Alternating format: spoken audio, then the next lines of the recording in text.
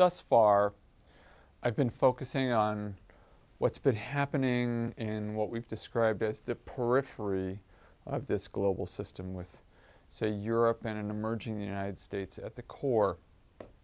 But the troubles were not just troubles of the periphery. There were also increasing troubles at home in the cores of these systems.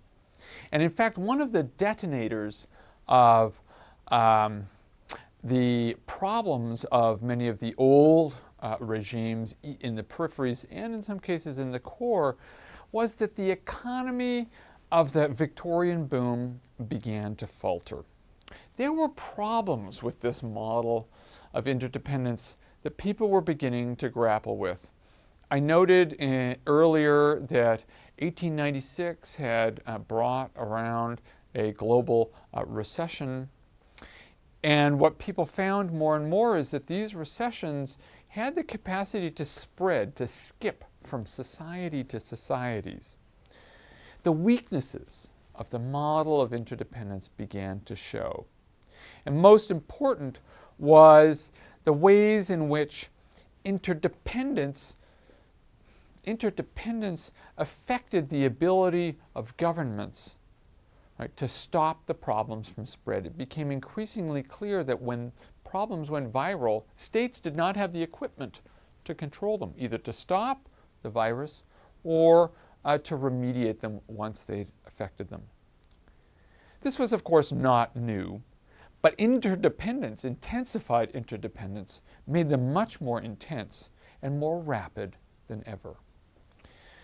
In early August 1914, John Maynard Keynes, who's going to make his appearance several times now in the next bunch of lectures, wrote an essay in a journal that he edited called The Economic Journal, where he explicitly worried about the world economy's ability to survive a major crisis. This was August 1914. It was a very prescient article. And what he noted was that the world economy faced two kinds of problems that he was worried that states did not have the equipment to cope with.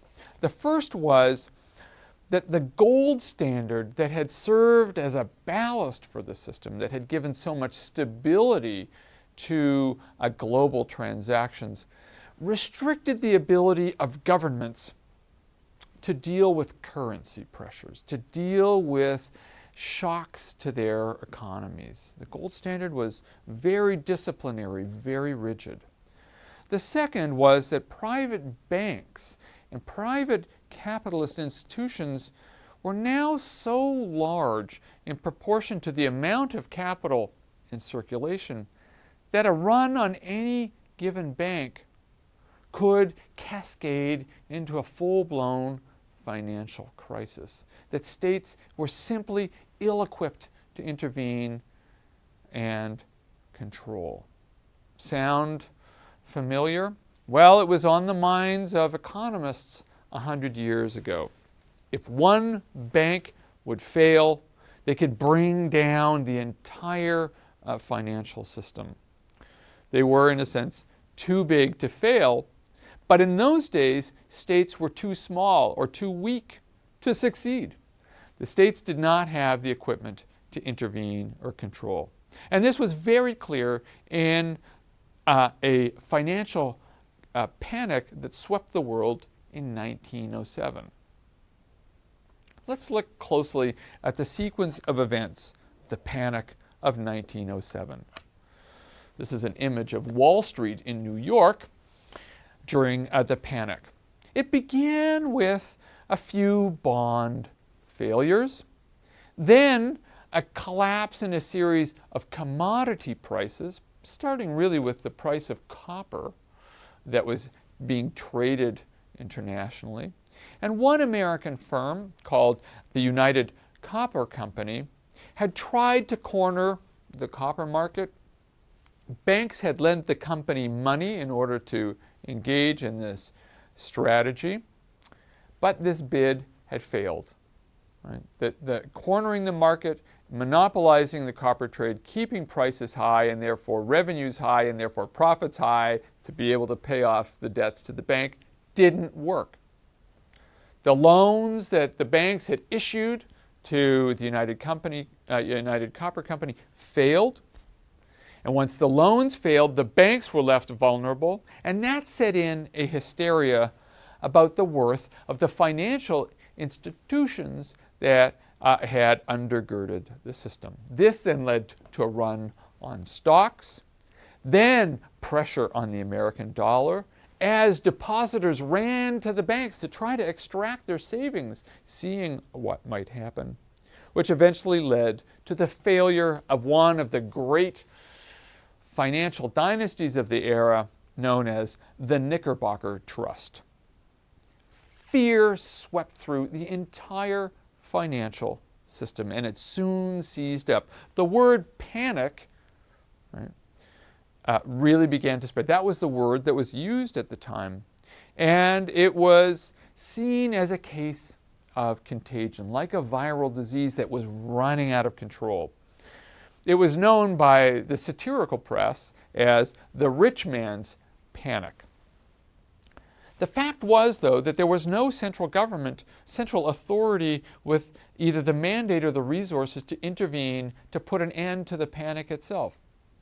And so it fell to the financial industry itself, to the magnates of Wall Street, to find a way to solve the problem of 1907.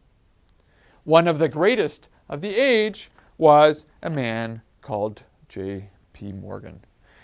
Faced with the threat that this crisis would bring down the financial industry that buoyed his own fortunes, he put together with other bankers a major infusion of liquidity, pardon the technical word, in a sense serving as what will eventually become called a lender of last resort, an institution that would step in a last resort mechanism to save the financial system.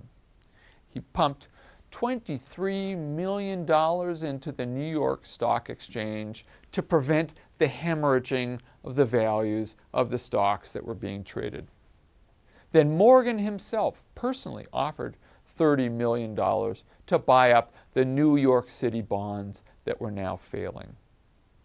The question, though, on Morgan's mind and many of the titans of this new global financial industry was, could they always be counted on to step in? Would they always be able to have the leadership and the resources to prevent the system from falling off the cliff? This was a very scary moment.